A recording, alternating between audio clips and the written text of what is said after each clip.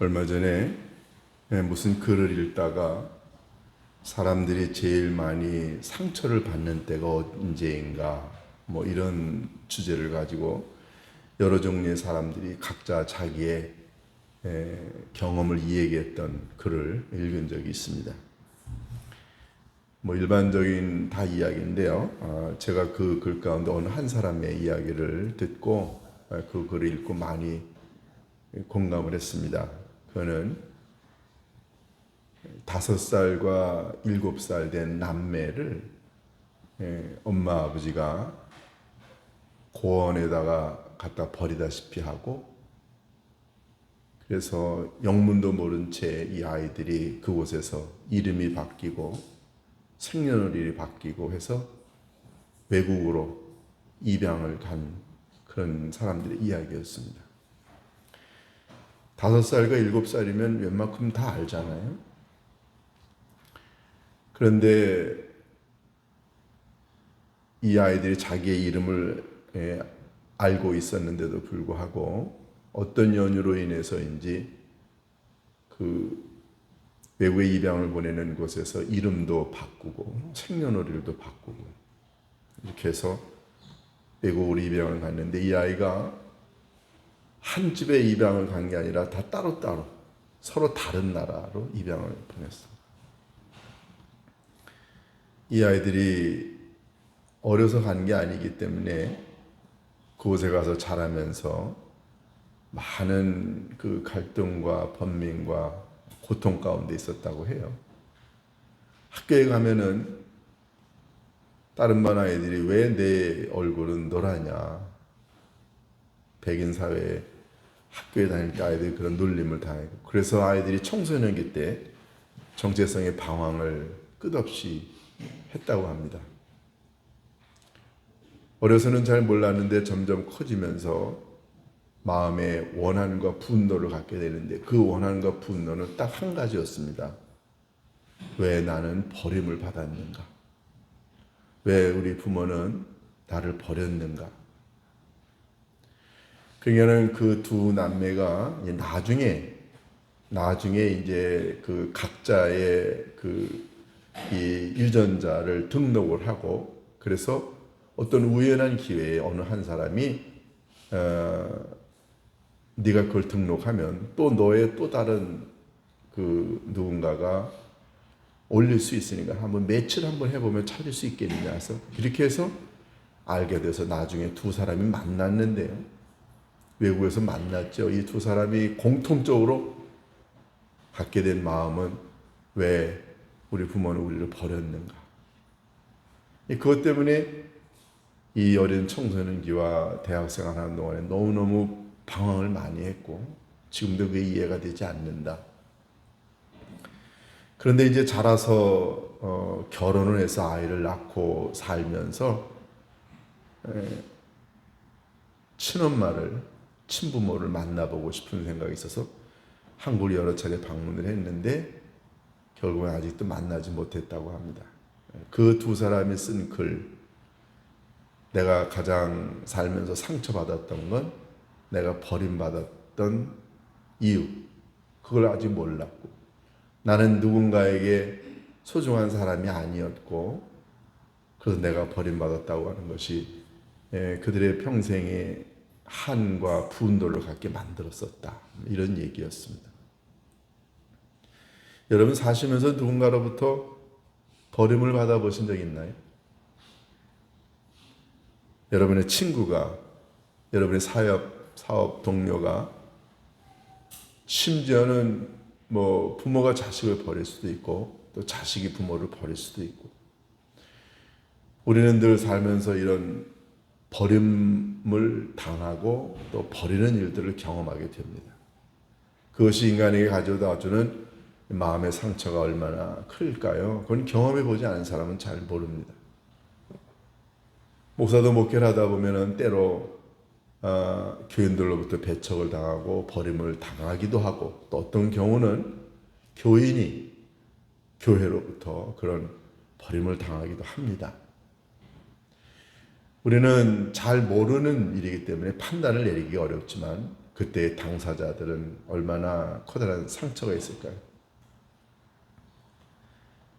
사람은 두 종류의 친구가 있는데요. 어느 한 친구는 힘들고 어려울 때 절대 그들의 곁을 떠나지 않고 그들을 자주 찾아와 재정적으로 위로해주고 심정적으로 의가 되어주고 그리고 어깨를 내어주고 호주머니를 털고 기도해주고 아무리 멀어도 시간을 내서 도와주는 그런 친구가 있는가 하면 어떤 친구는 남들이 힘들고 어려우면 전화번호 차단하고 만나지 않고 떠나는 그런 사람들이 있습니다.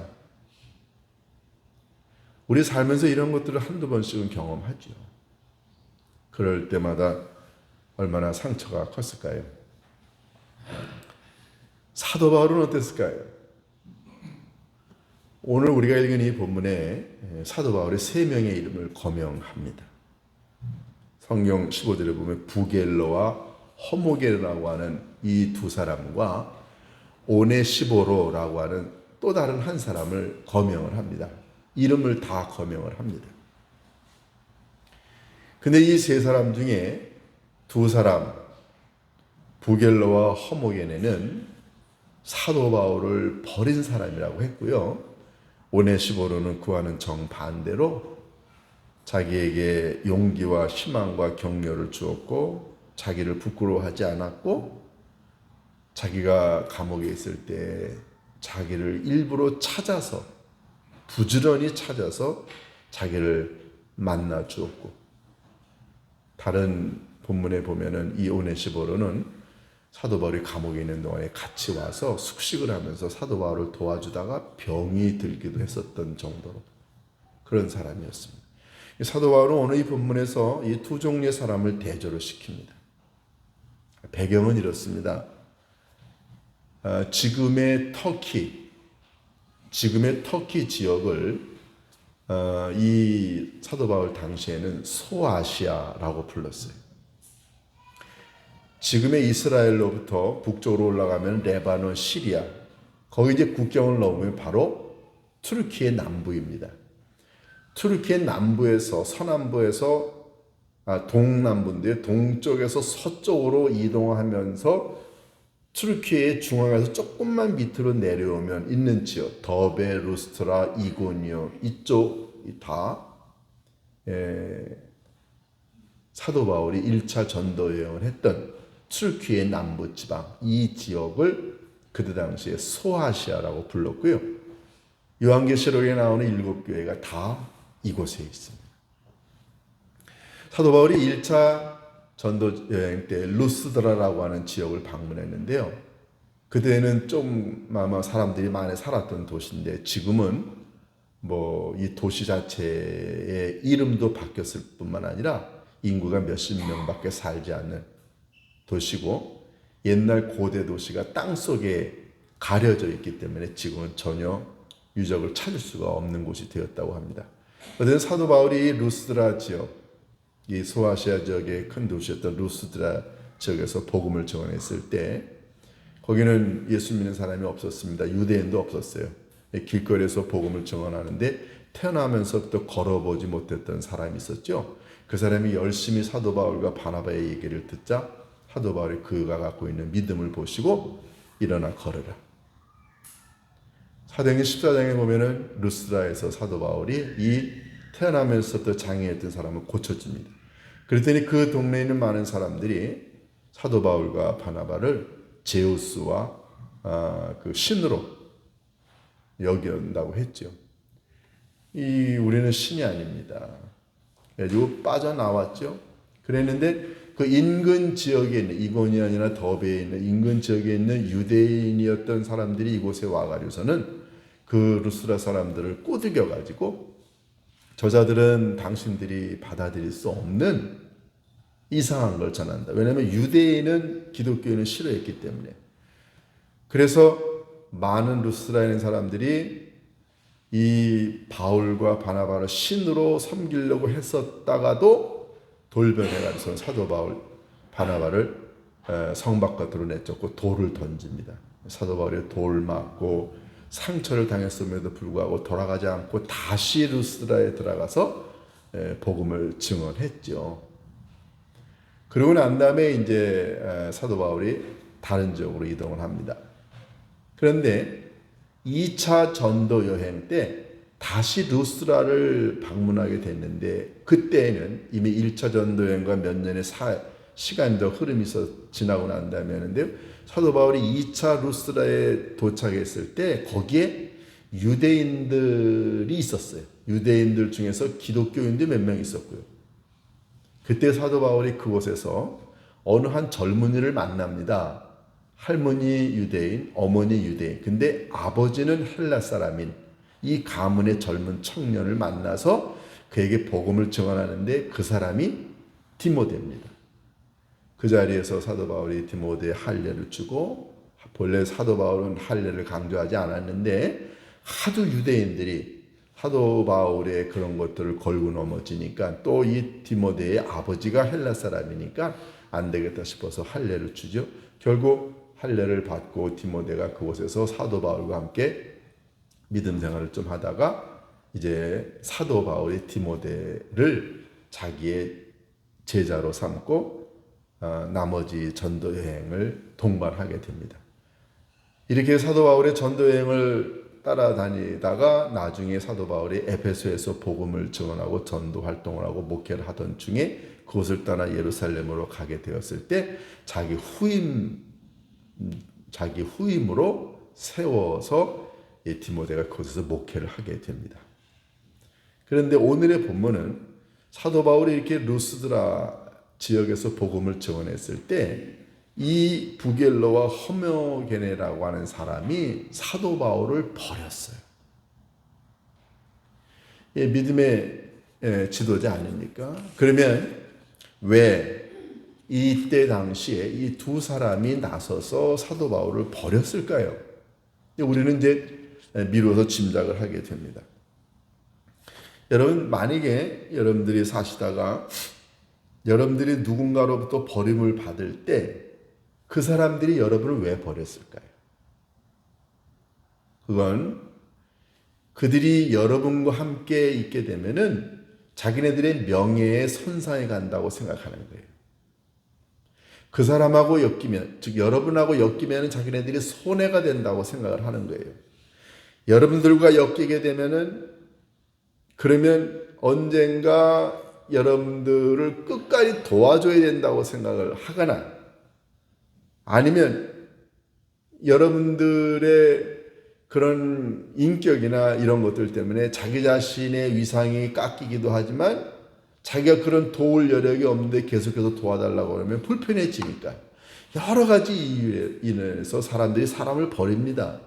그러면 이 부겔로와 허모게네는 왜 바울을 버렸을까요? 오늘 사도 바울이 여기 그들이 나를 버린 일, 헬라어 원어를 그대로 하면은요, 쓰레기통에 버리는 거예요. 사도 바울을 그렇게 버렸습니다. 그럼 이 사람들은 왜 사도 바울을 버렸을까요? 아마 사도 바울이 복음을 증언하다가 재판을 받게 되면 사도 바울이 잘못된 사람이 아니라고 하는 것을 증언해 주어야 될 사람들이 있는데 그건 누가 합니까? 그럼 기독교인들이 해야 되죠. 그런데 이 두 사람이 사도 바울이 그런 증인이 필요할 때 나서서 해주지 않는 거예요.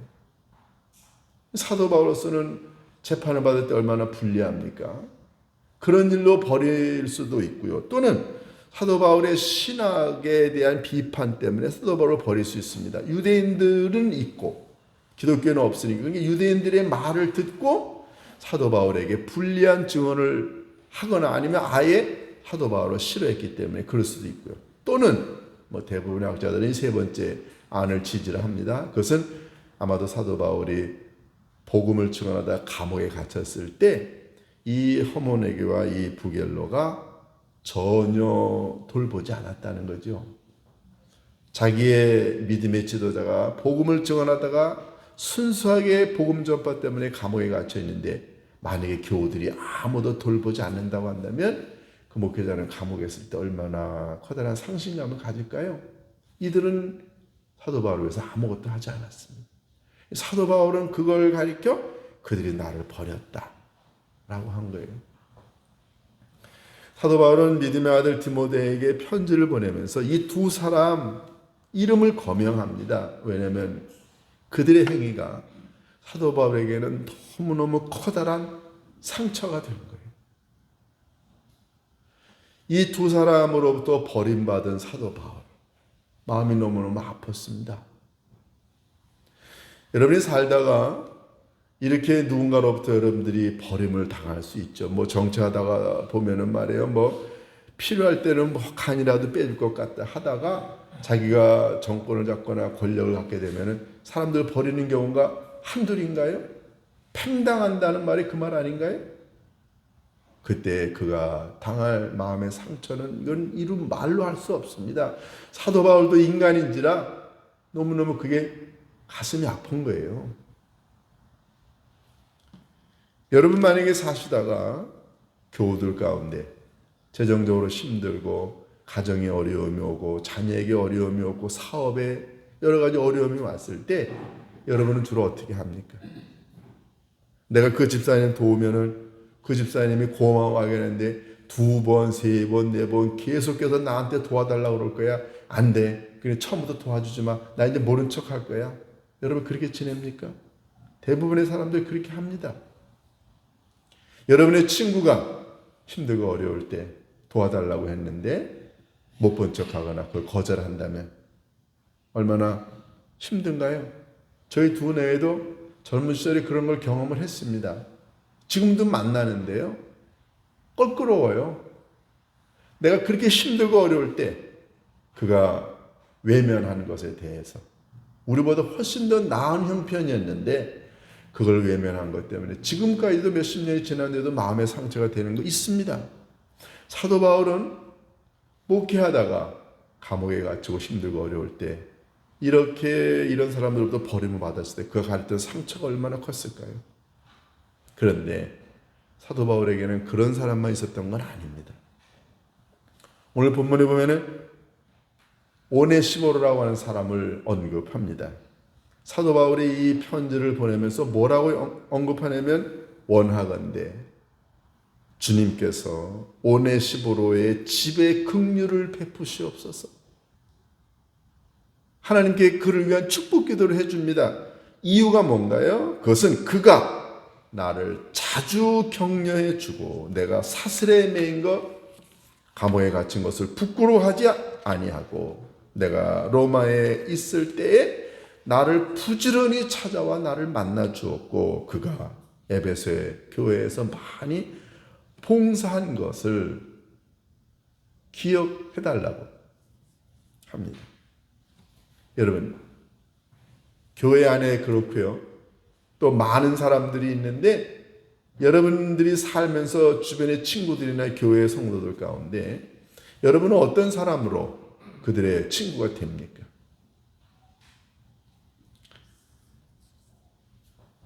사도 바울은 이 오네시모로를 위해서 하나님께 축복 기도해달라고 하면서 그 이유를 몇 가지 이야기합니다. 첫 번째가 뭔가요? 그것은 바로 그가 나를 자주 격려해 주었다라는 얘기를 합니다. 여기 격려하다라고 하는 헬라어 아납시코라고 하는 단어는요. 무슨 뜻이냐면은 이 시들어가는 화분에 있는 꽃에다가 물을 주면은 꽃이 그냥 하루 만에 살아납니다. 이 아납시코라고 하는 말은 새 힘을 주어 사람을 북돋아 일으킨다라는 뜻이 용기와 희망을 준다는 뜻이고요. 그리고 위로해 준다라는 뜻입니다. 사람을 일으켜 세운다는 뜻이에요. 그러니까 오네시모로는 이 사도 바울의 사역과 사도 바울이 감옥에 있을 때뿐만 아니라 힘들고 어려울 때마다 사도 바울을 찾아와서 위로해주고 격려해주고 절망 가운데 있는 사도 바울을 자꾸만 일으켜 세워주었습니다.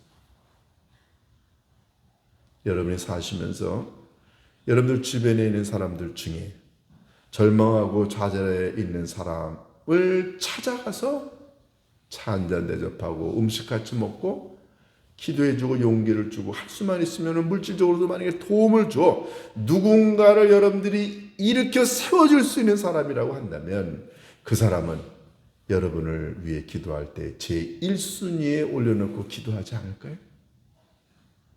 어떤 사람은 내가 그 사람 도와주게 되면 그 사람이 2번, 3번 나를 도와달라고 할 것이고 내가 그 사람과 이번에 엮이게 되면은 내가 빼도 박도 못해. 그러니까 아예 관계를 끊고 도망가고 모른 척하고 대부분 세상에 있는 사람들은 그렇습니다.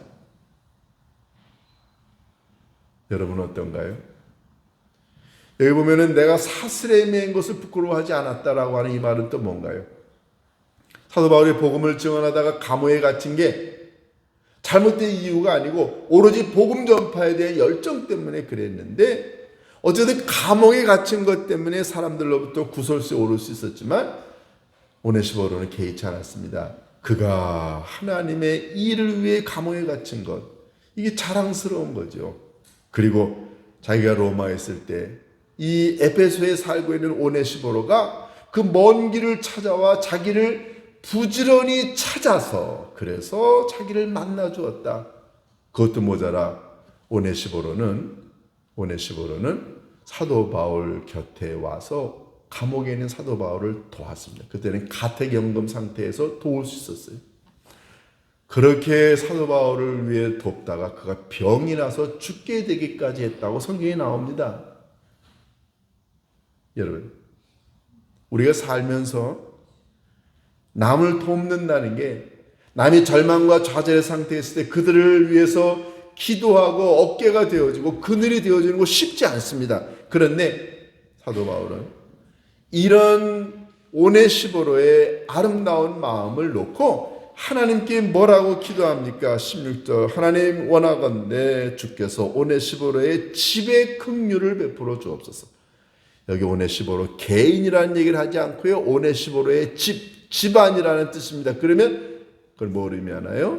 오네시모로의 직업, 오네시모로의 가족들, 자녀손들 다 그들에게 긍휼을 베풀어 달라고 한 거예요. 만약에 여러분과 제가 성도님 가운데 힘들고 어려운 사람들에 대하여 마음의 문을 열고 눈물로 기도해 주고 그리고 도움의 손길을 펼치고 위로해 주고 격려해 주고 하나님의 교회를 향한 이 순진한 봉사와 협력의 시간을 보내게 되면 아버지 하나님께서 여러분을 위해 여러분의 자녀손들을 위해 여러분의 사업을 위해 긍휼과 자비를 베풀어 주십니다. 여러분 사도 바울도 인간이었어요. 그래서 이렇게 한 지역에서 어떤 사람들로부터는 버림을 당하고 누군가로부터는 이렇게 용기와 희망을 얻고 도움을 요청했을 때 그도 인간인지라 만약에 사도 바울이 이런 사람들을 놓고 기도했을 때 뭐라고 기도할까요? 바로 오네시모로를 위해서는 하나님 그들의 집안에 긍휼을 베풀어 주옵소서라고 기도하겠죠. 여러분 저도 목사지만 제가 여러분을 위해서 눈물로 기도할 때마다 여러분들 한 분 한 분이 제 기도 제목에 제1순위에 올라와 있었으면 좋겠어요. 그런데 어떤 경우는요, 이럴 수도 있지 않나요? 아무리 기도해도 누군가의 이름이 떠오르지 않고 그 사람을 위해서는 정말로 기쁜 마음으로 기도해주고 싶은 생각이 안 들 수도 있지 않나요? 제가 거짓말하는 건가요? 여러분은 안 그러신가요? 어떤 사람은요, 정말로 누군가를 위해 호주머니를 덜고 정말 자기 능력 이상으로 자기가 할 수 있는 범위 능력으로 정성껏 누군가를 돌보고 사랑을 베풀고 하나님의 교회를 위해 헌신할 때 사람들은 압니다. 그러면 그런 사람을 위해 기도할 때 제 1순위에 놓고 정말로 누구보다도 간절하게 기도하지 않나요? 사도 바울은 오네시모를 위해서 그렇게 기도했습니다. 그런데 성경 어디에도 부겔로와 호모게네라고 하는 사람 위해 기도했다는 얘기는 나오지 않습니다. 사도 바울은 이렇게 오네시모를 위해 기도하면서 마지막 18절에는 뭐라고 그럽니까? 원컨대 주님께서 그로 하여금 그날, 그가 하나님의 나라에 가는 날이든 아니면 주님이 이 땅에 오시는 날이든 관계없습니다. 그날에 주님의 긍휼을 입게 하옵소서. 그렇게 아름답게 성도를 돌보고 자신을 돌보고 교회를 돌보았던 오네시모를 위해서 사도 바울은 2번이나 아버지 하나님 그의 집안과 그의 날에 그에게 긍휼을 베풀어 주옵소서. 저는 여러분들 모두가 제 기도 제목 제 1순위에 여러분들 모두가 우리 교우들 각자의 기도 제목 1순위에 올라가 있기를 바랍니다. 버리는 친구가 아니라 정말로 힘들고 어려울 때 내가 나서서 제가 하겠습니다. 제가 도울 일이 없을까요? 이렇게 나서서 여러분들이 하나님의 교회를, 하나님의 종을, 하나님의 일을 섬긴다고 한다면 아버지 하나님께서 여러분의 가정과 여러분들의 자녀손들에게 긍휼을 베푸시지 않을까요? 그런데 얼마나 많은 경우 나는 지금 이렇게 힘들어요. 수도 없이 말도 안 되는 핑계를 대가면서 하나님의 일에 힘들고 어려운 사람들 돕는 일에 눈을 감고 그런데 자기네들 자신은 잘 먹고 잘 삽니다. 그런데 하나님의 일과 도움이 필요한 곳에는 눈을 감는 사람. 버린 것과 뭐가 다를까요? 사도 바울은 이 오네시모를 가슴에 담고 기도할 때마다 아버지 하나님 그의 집안과 그를 긍휼과 자비로 베풀어 주옵소서. 우리 모두가 이런 믿음의 공동체 안에 있는 식구가 되었으면 좋겠습니다. 서로를 위해 어깨가 되어주고 기도해주고 도움이 되어주고 그늘이 되어주고 그래서 하나님 그분 누구를 하나님 긍휼을 베풀어 주옵소서. 그러면 서로 우리가 이렇게 긍휼을 베푸달라고 하나님께 기도하게 되면 이곳이 천국 아닌가요? 이런 아름다운 우리 높은 예심교회가 될 수 있기를 주님의 이름으로 축원합니다. 기도하십니다.